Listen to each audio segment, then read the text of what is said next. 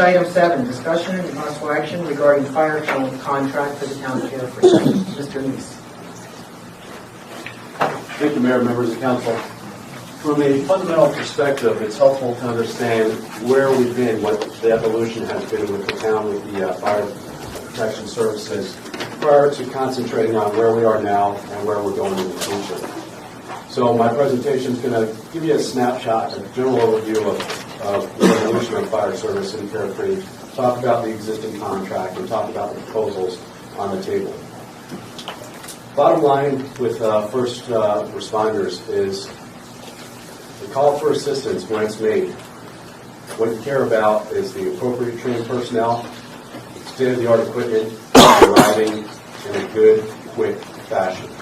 Those are the three factors that you take into consideration. Since 1968, Rural Metro has served the Carefree and served them well. Originally, the service was funded through an annual subscription, and most maybe don't remember this, but that subscription, on average, a 3,000 square foot home, that homeowner paid approximately $750 annually to Rural Metro. Those that did not subscribe were subject to the entire cost of the response to their respective household. This model was questioned back in 2003 when Rural Metro made the business decision to vacate their service in the city of Scottsdale. The leaders in Carefree logically questioned, what if this happened in Carefree? What if Rural Metro made the business decision to leave the town of Carefree? How would that place us? Don't we need to prepare ourselves in case something like that happens? So how can we quickly adapt? How can we minimize the costs? And how can we perhaps improve the level of service and improve accountability, which between the subscribers and Rural Metro, there was no accountability. So how can we address all those factors? The leaders of Scottsdale, as they were questioning, looked towards Scottsdale. Leaders of Carefree, as they were questioning where we were with fire prevention services, looked towards Scottsdale. The evolution was quite rapid. The costs were quite minimal. The focus was basically on developing a quality fire protection force. They owned all the infrastructure. They owned all the firehouses. They owned all the fire apparatus. They owned all the equipment. They were able to quickly adapt within 18 months to transition to a municipal fire department at minimal cost. So we evaluated that solution, and we looked into purchasing our own fire equipment, our firehouse, a fire truck, but minimize the debt. We built the firehouse with debt. We recently paid off the lease purchase for the fire truck, and we purchased all the supporting equipment for both the firehouse and the fire truck.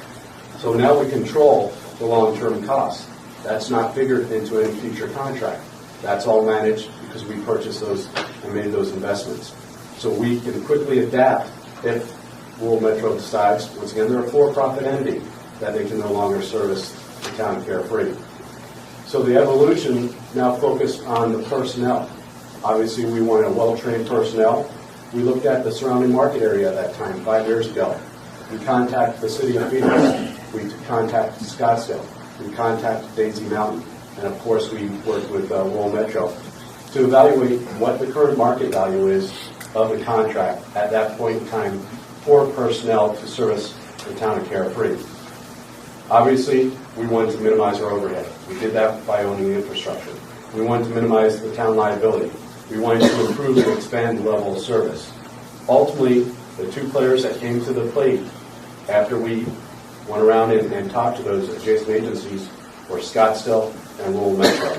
Rural Metro provided us the most competitive price and the best product at that time.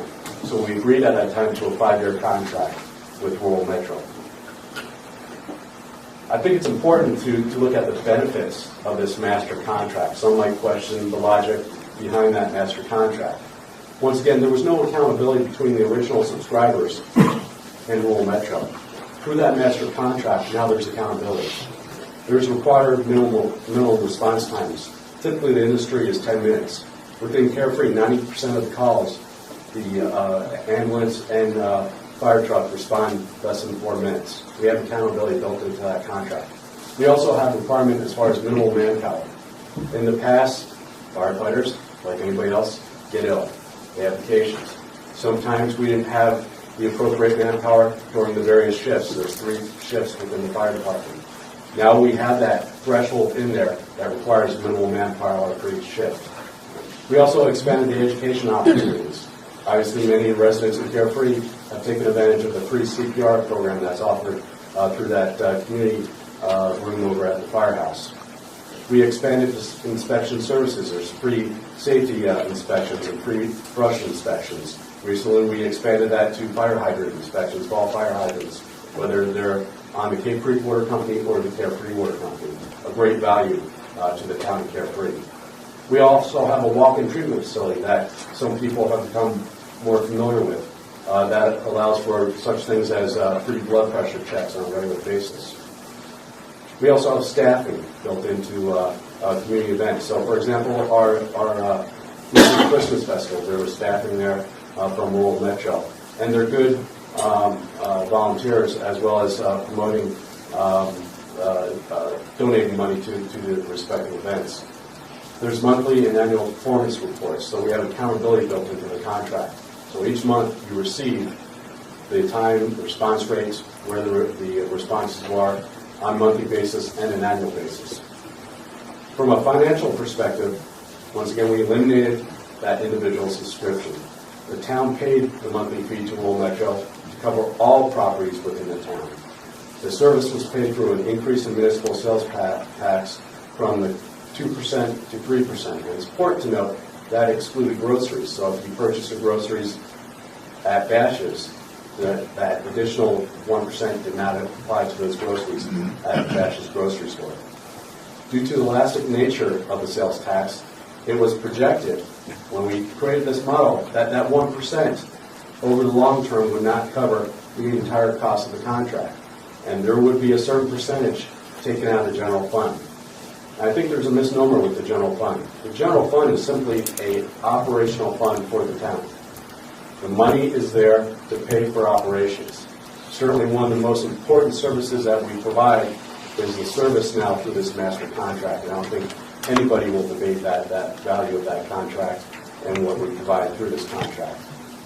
From a residential perspective, and this is a very important point here, to reach a financially neutral position, if one originally paid $750 to rural Metro annually, through that additional 1% sales tax, to reach a financially neutral position, they would have to spend an additional $75,000 in Carefree. And remember, this excludes groceries. Raise your hand if last year you spent $75,000 on taxable products in Carefree. This is why it's important for the town to market itself to a broader demographic, to pay for services such as our fire protection program. As far as the current status of the contract, it expires this summer, June 30th to be specific. The town currently pays approximately $114,000 monthly to rural Metro for this service. The contract does have two-year options to extend with a 4% compounded annual inflator. That would imply that come July 1st of this summer, we would pay approximately $118,500 monthly to rural Metro. Another important point, within the contract and any future proposals, the utilities of the fire station are covered with the exception of water. Rural Metro has been paying day one all the utilities at the fire station through this master contract. The objectives of this new contract are to minimize short-term costs and the long-term costs. Evaluate that inflator and see if we can get it based on a CPI index. And then obviously preserve or enhance the level of service that we now enjoy.